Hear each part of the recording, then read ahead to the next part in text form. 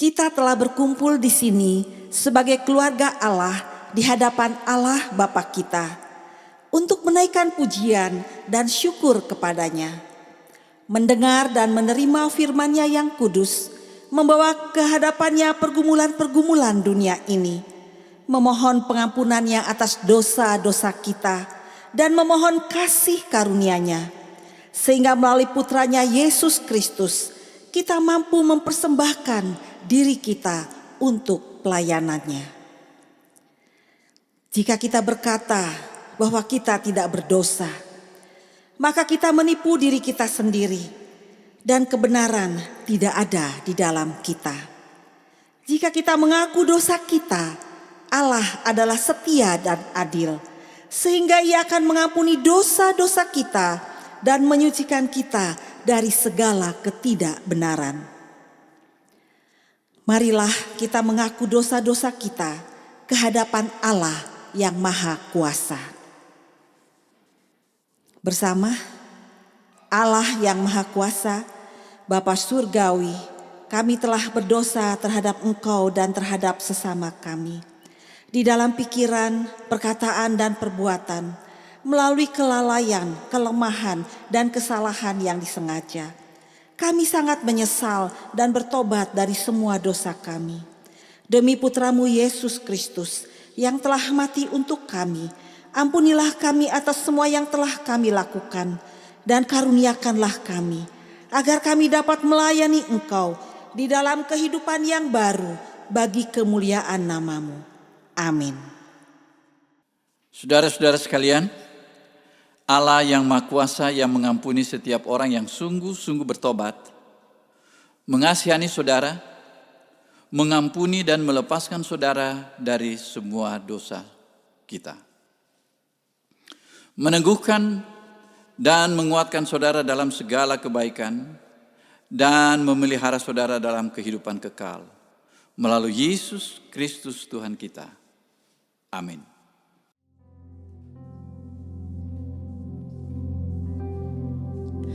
Ku nyanyi haleluya,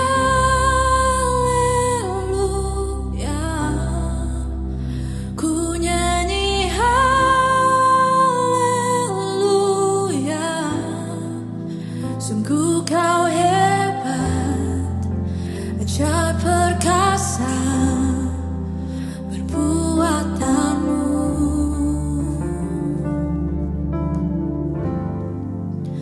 Ku nyanyi haleluya,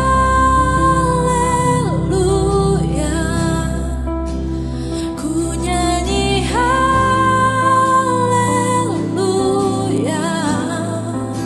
Sungguh Kau hebat, ajaib perkasa perbuatanmu. Ku nyanyi haleluya,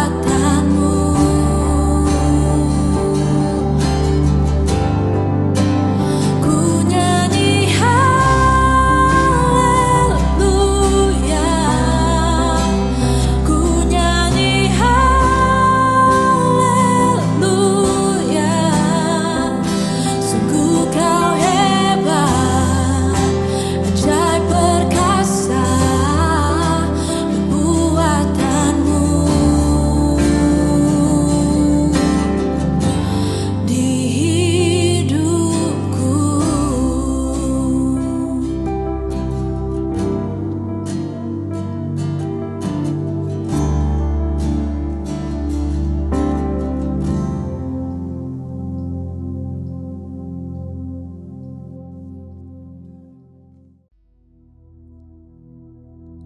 Tuhan Yesus, kami sungguh bersyukur Tuhan untuk anugerah-Mu dalam hidup kami.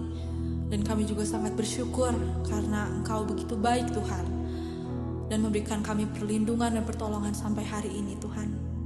Dan Tuhan, biarlah Roh Kudus-Mu yang memimpin dari awal ibadah hingga akhir. Dalam nama Tuhan Yesus kami berdoa. Amin. Shalom jemaat Tuhan. Mari kita memuji Tuhan dengan mengangkat pujian Ajaib Kau Tuhan.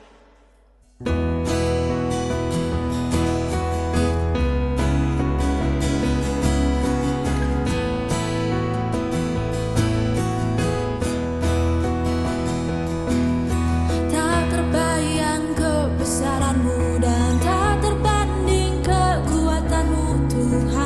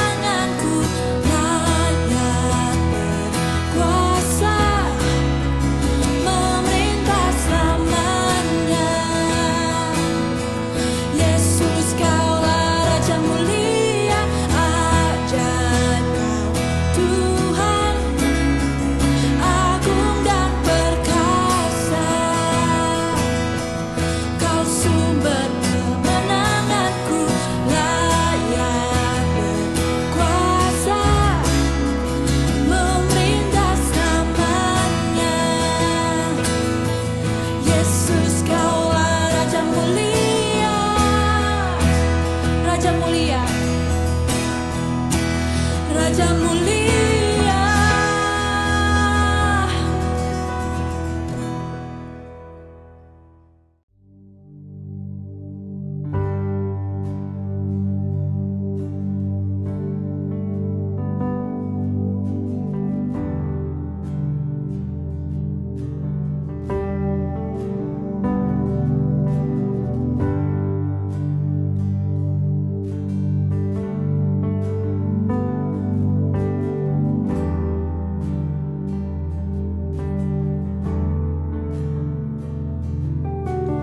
Kemanakah aku dapat pergi, menjauhi rohmu yang suci, kau sahabat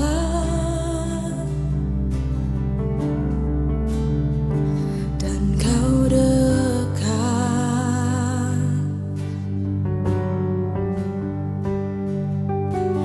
Bahkan seluruh pengabdianku tak bisa membalas kesetiaanmu, sungguh mulia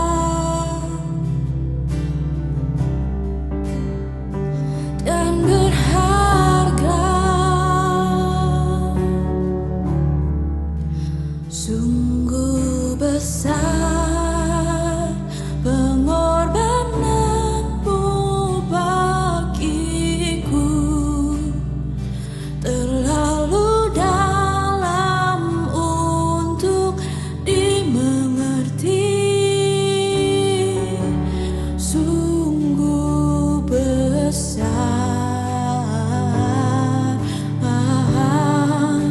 sungguh indah yang kau pikirkan tentangku, tak terselami bagiku.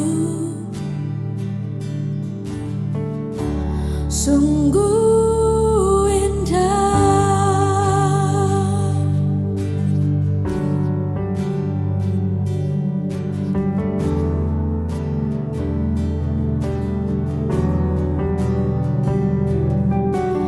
Bahkan seluruh pengabdianku tak bisa membalas kesetiaanmu, sungguh mulia dan berharga. Sungguh besar pengorbananmu bagiku, terlalu dalam untuk dimengerti. Sungguh besar,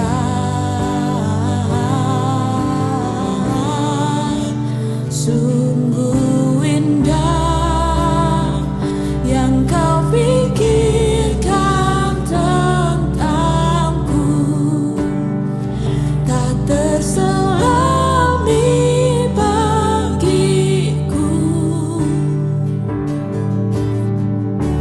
Sungguh indah, sungguh indah, sungguh indah, sungguh indah.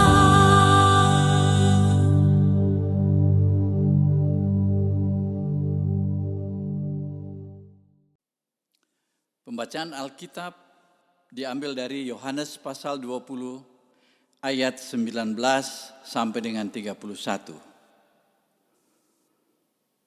Yohanes 20 ayat 19.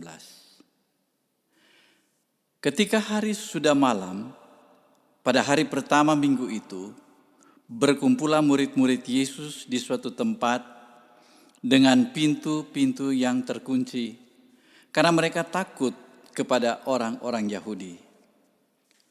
Pada waktu itu datanglah Yesus dan berdiri di tengah-tengah mereka dan berkata, damai sejahtera bagi kamu. Dan sesudah berkata demikian, ia menunjukkan tangannya dan lambungnya kepada mereka. Murid-murid itu bersuka cita ketika mereka melihat Tuhan. Maka kata Yesus sekali lagi, damai sejahtera bagi kamu. Sama seperti Bapa mengutus aku, demikian juga sekarang aku mengutus kamu. Dan sesudah berkata demikian, ia mengembusi mereka dan berkata, terimalah Roh Kudus. Jikalau kamu mengampuni dosa orang, dosanya diampuni. Dan jikalau kamu menyatakan dosa orang tetap ada, dosanya tetap ada. Tetapi Thomas, seorang dari ke-12 murid itu yang disebut Didimus, tidak ada bersama-sama mereka ketika Yesus datang ke situ. Maka kata murid-murid yang lain kepadanya, kami telah melihat Tuhan. Tetapi Thomas berkata kepada mereka, sebelum aku melihat bekas paku pada tangannya, dan sebelum aku mencucukkan jariku ke dalam bekas paku itu, dan mencucukkan tanganku ke dalam lambungnya, sekali-kali aku tidak akan percaya. 8 hari kemudian murid-murid Yesus berada kembali dalam rumah itu, dan Thomas bersama-sama dengan mereka. Sementara pintu-pintu terkunci, Yesus datang dan ia berdiri di tengah-tengah mereka dan berkata, damai sejahtera bagi kamu. Kemudian ia berkata kepada Thomas, taruhlah jarimu di sini dan lihatlah tanganku. Ulurkanlah tanganmu dan cucukkanlah ke dalam lambungku, dan jangan engkau tidak percaya lagi, melainkan percayalah. Thomas menjawab dia, ya Tuhanku dan Allahku. Kata Yesus kepadanya, karena engkau telah melihat aku, maka engkau percaya. Berbahagialah mereka yang tidak melihat namun percaya. Memang masih banyak tanda lain yang dibuat Yesus di depan mata murid-muridnya yang tidak tercatat dalam kitab ini. Tetapi semua yang tercantum di sini telah dicatat supaya kamu percaya bahwa Yesuslah Mesias, Anak Allah, dan supaya kamu oleh imanmu memperoleh hidup dalam namanya. Demikianlah firman Tuhan. Ya, saudara-saudara sekalian, kita masih di dalam suasana Paskah. Dan minggu ini adalah minggu Paskah yang kedua. Dari pembacaan Alkitab kita, baik pada minggu yang lalu maupun sekarang ini, tercatat di sana ada satu kepedihan dari jemaat purba mengenai kematian Yesus. Hal ini dapat dimaklumi oleh karena konsep mereka tentang Yesus, bahwa Yesus itu akan datang sebagai Mesias yang akan membebaskan mereka dari penjajahan bangsa-bangsa lain, yang terakhir adalah penjajahan bangsa Romawi. Dan mereka menaruh harapan bukan hanya itu, tetapi Yesus akan memberikan kemakmuran dan tentu kemakmuran materi. Dan dia adalah seorang tokoh yang sungguh sangat dibanggakan pada waktu itu. Memperhatikan orang-orang miskin, menyembuhkan orang-orang yang sakit, bahkan membangkitkan orang mati. Dan masih banyak yang dia lakukan, termasuk pengajaran-pengajarannya yang sangat menarik begitu banyak orang. Dan mereka berpikir bahwa ini adalah Mesias yang sangat ideal. Oleh karena itu, kesedihan itu tergambar dari apa yang ditulis di dalam Yohanes pasal 20 ini, yaitu kesedihan Maria Magdalena.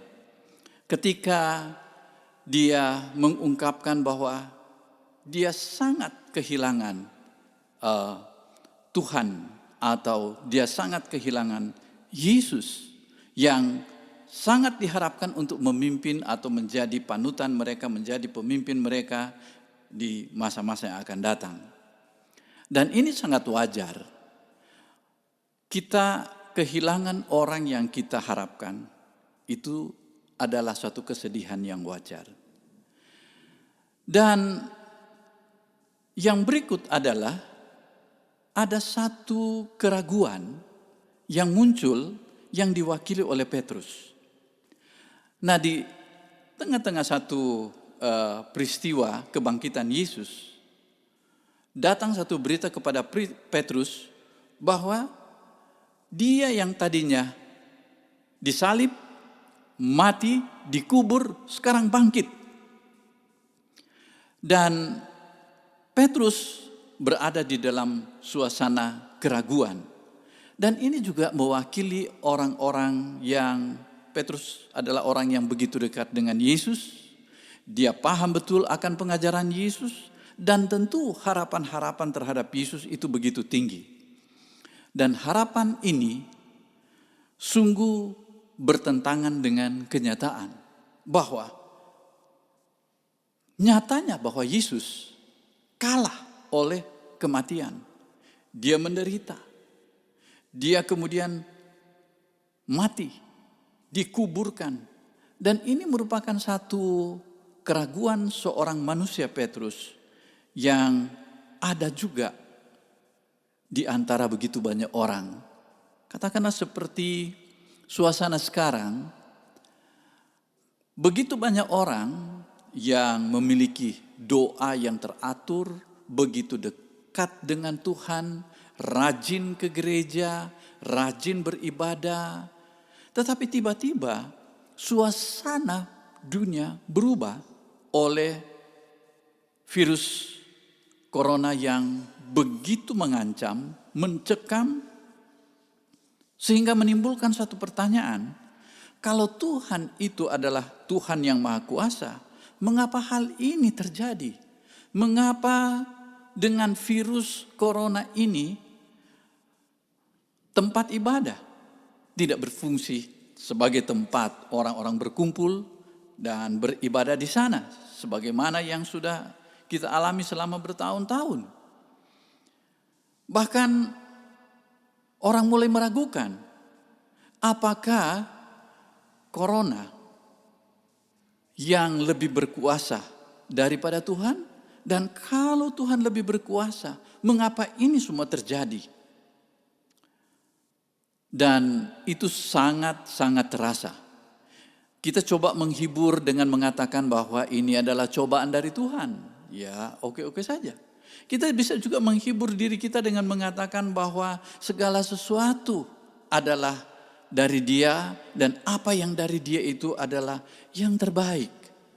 Dan iman kita sedang diuji. Namun demikian, di lubuk hati seorang manusia seperti Petrus, ini tidak dapat diterima. Di satu pihak kita mengharapkan bahwa Tuhan segera mengalahkan semua penderitaan, semua persoalan, termasuk COVID-19 ini. Tetapi gereja di seluruh dunia tidak dapat berbuat apa-apa. Membuat pemerintah harus menutup rumah-rumah ibadah oleh karena ancaman penularan dari virus corona ini. Namun demikian saudara-saudara sekalian, ada satu harapan yang dikemukakan oleh firman Tuhan dari bacaan kita adalah iman dari, tidak disebutkan siapa nama murid itu, tetapi hanya disebut iman dari murid yang lain. Dan ini sengaja tidak disebut identitasnya dengan maksud yaitu bahwa iman seperti ini dapat dimiliki oleh siapa saja. Tidak terbatas kepada Maria Magdalena yang begitu dekat dengan Yesus, atau Petrus yang ragu-ragu yang begitu dekat dengan Yesus. Tetapi dia adalah murid yang lain, tidak disebutkan namanya. Artinya ini siapa saja dia. Bisa saya, bisa Anda, bisa siapa saja. Dan iman dari murid yang lain ini dikontraskan dengan apa yang disaksikan oleh Thomas. Jadi ada yang percaya karena melihat, maka imannya dikuatkan. Tetapi ada yang tidak melihat, sampai Thomas mengatakan, sebelum aku melihat, aku belum percaya. Nah, saudara-saudara sekalian, di sini pentingnya iman di tengah-tengah situasi yang sulit ataupun tidak sulit. Oleh karena itu Alkitab menyampaikan kepada kita tentang iman yang benar. Iman yang benar di sini seperti yang dikemukakan oleh iman dari murid yang lain ini, atau iman dari siapa saja kita yang mau beriman, adalah iman kepada Yesus yang mati dan bangkit. Ini pernah diungkapkan juga oleh Rasul Paulus di dalam 1 Korintus 15 ayat 3 dan 4. Bahwa yang sangat penting kusampaikan kepadamu, atau inti dari pemberitaan yang sangat penting daripada Rasul Paulus ialah bahwa Yesus mati dan bangkit pada hari ketiga sesuai dengan kitab suci. Nah, jadi iman kepada Yesus yang mati dan bangkit ini sangat penting. Kalau orang itu hanya melihat satu sisi saja, yaitu sisi kematian Yesus, orang akan mengalami kekecewaan, kepedihan, dan bahkan juga keraguan-raguan terhadap ketuhanan Yesus. Tetapi iman kepada Yesus adalah Yesus yang mati dan dia bangkit. Kebangkitan Yesus ini sangat penting dari iman yang benar. Iman yang benar adalah iman yang didasarkan pada kitab suci. Jadi bukan pada cerita orang lain atau kutipan-kutipan atau bacaan-bacaan yang enak tapi tidak perlu. Kitab suci disinggung di dalam pembacaan ini dalam pasal 20, yaitu bahwa terbukalah mata mereka oleh karena mereka mengerti kitab suci. Nah, iman yang didasarkan pada kitab suci ini artinya bahwa Alkitab menceritakan tentang Yesus yang mati dengan tanda-tanda ajaibnya dan kemudian bangkit pada hari yang ketiga. Itu yang diceritakan atau disaksikan oleh Alkitab. Kita tidak perlu membuktikan dengan logika-logika yang masuk akal atau ilmu pengetahuan yang dapat membuktikan kebangkitan Yesus atau dengan filsafat tertentu. Tetapi kita hanya mendengarkan apa yang disampaikan oleh firman Tuhan bahwa dia bangkit. Saudara, mujizat tentu masih berlaku. Namun demikian, itu bukan tujuan akhir dari iman yang benar. Tujuan akhir dari iman yang benar adalah seperti yang dikatakan di dalam ayatnya yang ke-30. Supaya kamu percaya bahwa Yesus adalah Mesias, Anak Allah. Dan supaya kamu oleh imanmu memperoleh hidup dalam namanya. Di sini firman Tuhan ingin menegaskan bahwa cukup tanda-tanda mujizat yang diceritakan oleh Alkitab, dan itu adalah cukup untuk iman kita. Maksudnya begini saudara sekalian, bahwa mujizat dan tanda-tanda yang diceritakan oleh Alkitab itu mendukung iman kita bahwa Yesus itu adalah Tuhan. Dia bangkit dari kematian, dia bangkit pada hari yang ketiga, dan ini saudara-saudara sekalian adalah inti daripada iman Kristen. Dan kalau saya boleh memberikan analogi tentang tanda dan ketuhanan Yesus, yaitu bahwa kalau saya menuju ke suatu tempat, saya pernah ketika pertama kali kantor sinode kami atau kantor diosis kami berpindah dari satu tempat ke tempat yang baru, saya harus mencari tempat yang baru. Saya kemudian mendarat di Changi Airport, kemudian lewat MRT, saya dikasih petunjuk oleh teman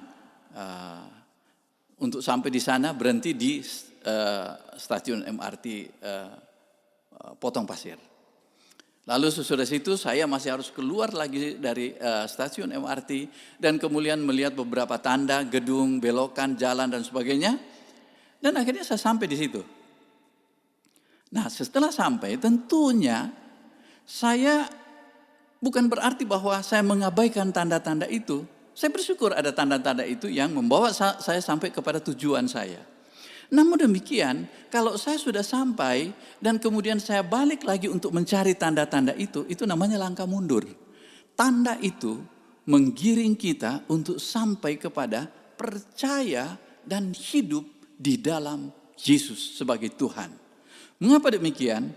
Karena memang inilah tujuan Injil itu, terutama yang diungkapkan oleh Injil Yohanes, bahwa inilah tujuannya. Saya ceritakan semuanya, ini panjang lebar, memang masih banyak tanda-tanda yang tidak tercatat di sini. Namun demikian ini cukup untuk kamu percaya bahwa Yesuslah Mesias Anak Allah, supaya kamu oleh imanmu memperoleh hidup dalam namanya. Nah, di dalam Yesus artinya sesuai dengan firman Tuhan, itu adalah segala-galanya. Mengapa saya katakan segala-galanya? Segala-galanya artinya, seperti yang dikatakan tadi, bahwa dia sudah menghembuskan rohnya. Rohnya sudah diberikan kepada kita. Kemudian janji penyertaannya, aku menyertai kamu sampai pada kesudahan alam. Janji pengampunan dosa.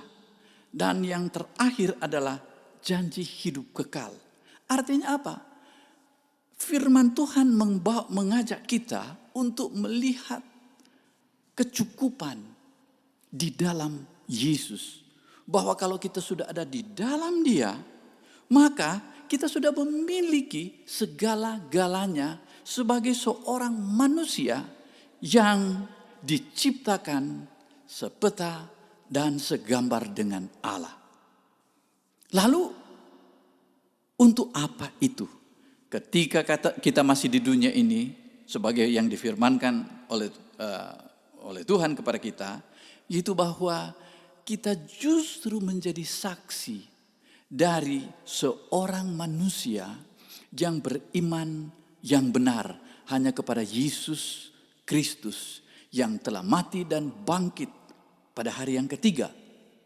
Dan ibadah kita, puji-pujian, praise and worship kita kepada Dia merupakan satu ekspresi daripada iman kita. Silakan kita memberi persembahan, berilah yang terbaik. Kita nyanyikanlah pujian kepada Dia yang terbaik. Kita mau menyembah Dia, sembahlah Dia dengan segenap hati kita, dengan segenap kekuatan kita. Namun ingat, bahwa itu bukanlah suatu pencarian akan Tuhan. Dialah yang telah datang ke dalam dunia ini, menemui kita, mendapatkan kita, dan mengaruniakan iman yang benar ini kepada kita. Dan dengan iman ini, kita bersuka cita, kita bertemu Dia, bertemu Tuhan di dalam iman kita kepada Dia. Dan itulah yang membuat hidup kita ini menjadi sempurna seperti yang diinginkan oleh Tuhan. Ada sukacita, kita merasa diberkati, kita merasa si pemberi berkat itu telah cukup bagi kita. Dan tidak ada ketakutan atas dasar iman ini. Kita tidak perlu takut dengan berita-berita bahwa akan terjadi ini, akan terjadi itu, akan terjadi ekonomi yang membahayakan di kemudian hari, dan kita takut akan kehilangan. Tidak perlu. Kita tahu bahwa Yesus yang adalah Tuhan bersama dengan kita, dan itu sudah cukup bagi kita. Kiranya saudara sekalian, firman Tuhan pada hari ini dapat memberi kekuatan kepada kita menjalani kehidupan ini, menghadapi kenyataan hidup ini. Biarlah hidup kita senantiasa memuliakan Tuhan. Amin. Kita berdoa. Terima kasih Bapa di surga atas firman-Mu yang telah menguatkan kami. Kami berdoa ya Tuhan, supaya kuatkan iman kami selalu. Yakinkan kepada kami ya Tuhan, bahwa apapun yang terjadi dalam kehidupan kami ini, Engkau tidak pernah meninggalkan kami. Terima kasih untuk janji-Mu itu Tuhan. Di dalam nama Yesus, Tuhan dan Juru Selamat kami yang hidup, kami alaskan doa ini. Amin. Mari Bapak Ibu, kita bangkit berdiri, kita bersama-sama akan mengikrarkan pengakuan iman rasuli bersama-sama dengan gereja di segala tempat dan di segala abad. Aku percaya kepada Allah, Bapa yang Maha Kuasa, Khalik langit dan bumi, dan kepada Yesus Kristus, Putranya yang tunggal Tuhan kita, yang dikandung dari Roh Kudus, lahir dari anak darah Maria, yang menderita sengsara di bawah pemerintahan Pontius Pilatus, disalibkan, mati dan dikuburkan. Ia turun ke dalam dunia orang mati. Pada hari ketiga dia bangkit kembali. Ia naik ke surga dan duduk di sebelah kanan Sang Bapa. Ia akan datang kembali untuk menghakimi orang yang hidup dan yang mati. Aku percaya kepada Roh Kudus, gereja yang kudus dan katolik, persekutuan orang kudus, pengampunan dosa, kebangkitan orang mati, dan hidup yang kekal. Amin. Kita bersama-sama akan menaikkan doa syafaat. Mari kita berdoa. Ya Allah, pencipta dan pemelihara kehidupan manusia, kami berdoa untuk setiap orang dari setiap ras dan dalam setiap keperluan. Biarlah jalan-jalan-Mu dikenal di bumi, dan kuasa penyelamatan-Mu kepada semua bangsa.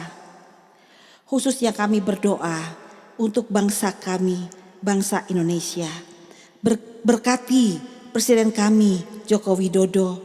Berikan hikmat dan bijaksana kepada beliau Tuhan, di dalam memimpin bangsa kami, di dalam menuntun bangsa ini Tuhan, dan di dalam menangani setiap persoalan yang timbul saat ini. Secara khusus dalam penanganan virus corona, Tuhan berkati Presiden kami dan semua jajaran di dalam pemerintahannya. Tuhan dalam kemurahan-Mu, dengarkanlah doa kami. Kami berdoa untuk gereja di seluruh dunia. Tuntun dan pimpinlah kami dengan Roh Kudus-Mu, sehingga semua yang mengaku dan menyebut dirinya orang Kristen dapat dituntun kepada jalan kebenaran dan memegang teguh iman dalam kesatuan roh, dalam ikatan damai sejahtera, dan dalam kebenaran hidup. Secara khusus Tuhan, kami mau berdoa untuk jemaat-Mu, untuk anak-anak-Mu Tuhan. Biarlah kiranya Tuhan, di tengah-tengah situasi yang Tuhan izinkan terjadi saat ini di dalam kehidupan kami semua, itu boleh menambahkan iman kami, percaya kami kepada Engkau, dan belajar hanya memandang kepada Engkau saja. Kuatkan dan teguhkan hati kami Tuhan. Tuhan dalam kemurahan-Mu, dengarkanlah doa kami. Kami menyerahkan kepada kebaikan-Mu sebagai Bapa mereka yang cemas dan tertekan dalam pikiran maupun secara jasmani. Hiburkanlah dan lepaskanlah mereka dalam keperluan mereka. Berikanlah kesabaran kepada mereka dalam penderitaan mereka, dan munculkanlah kebaikan dari kesulitan mereka. Secara khusus kami mau berdoa Tuhan untuk para dokter, perawat, tim medis yang saat ini mereka berjuang Tuhan untuk menolong para penderita COVID-19 ini Tuhan. Berikanlah kepada mereka kekuatan Tuhan, kesehatan yang daripada Tuhan, perlindungan yang daripada Engkau ya Tuhan. Juga untuk kami semua yang keluarganya terkena oleh virus corona ini Tuhan. Tuhan tolong kuatkan mereka, hiburkanlah keluarganya. Doa-doa ini Kami alaskan di dalam nama Tuhan Yesus yang telah mengajar kami berdoa. Bapa kami yang di surga, dikuduskanlah namamu, datanglah kerajaanmu, jadilah kehendak-Mu di bumi seperti di surga. Berikanlah kepada kami pada hari ini makanan kami yang secukupnya, dan ampunilah kami akan kesalahan kami, seperti kami juga mengampuni orang yang bersalah kepada kami. Dan janganlah membawa kami ke dalam pencobaan, tetapi lepaskanlah kami daripada yang jahat. Karena Engkaulah yang punya kerajaan dan kuasa dan kemuliaan sampai selama-lamanya. Amin.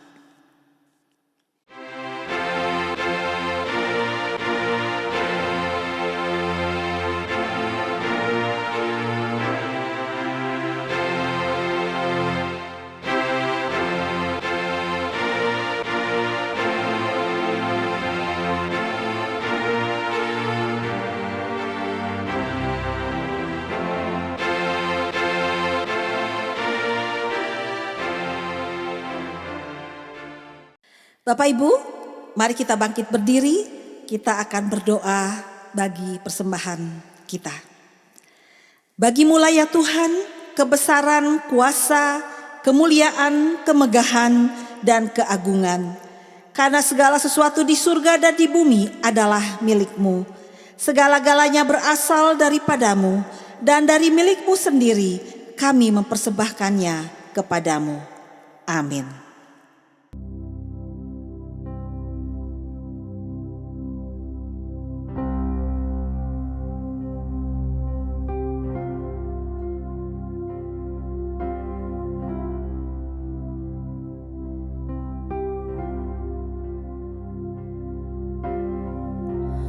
Lord bless you and keep you. Make His face shine upon you and be gracious to you. The Lord turn His face toward you and bring you peace.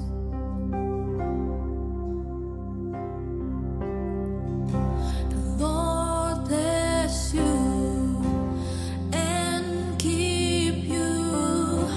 Make His face shine upon you. Be gracious to you. The Lord turn His face toward you and bring you peace.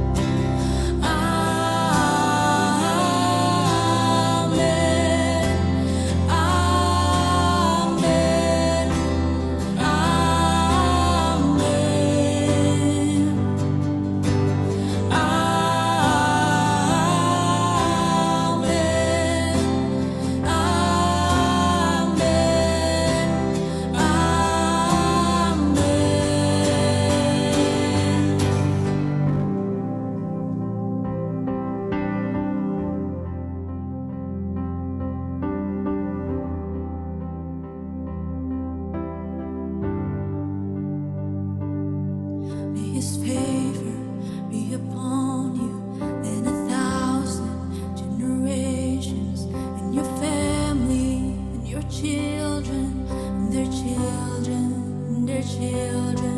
May His favor be upon you and 1,000 generations, and your family, and your children, and their children, and their children.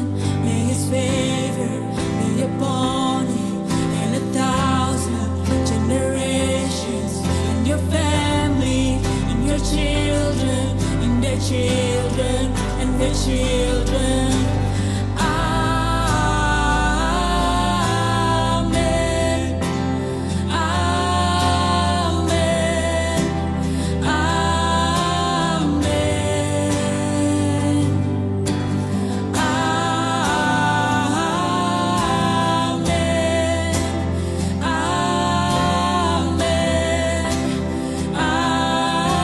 Amen.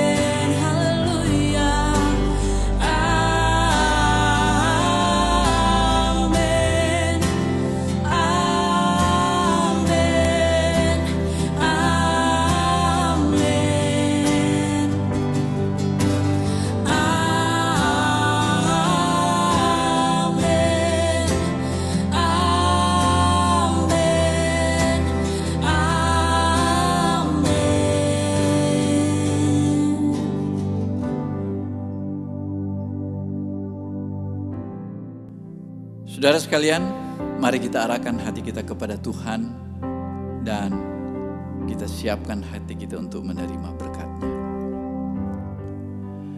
Damai sejahtera Allah yang melampaui segala akal, memelihara hati dan pikiranmu di dalam pengetahuan dan kasih Allah, dan di dalam putranya Yesus Kristus Tuhan kita.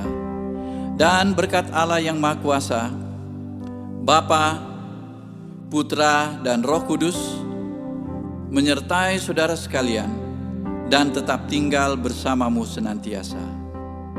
Amin.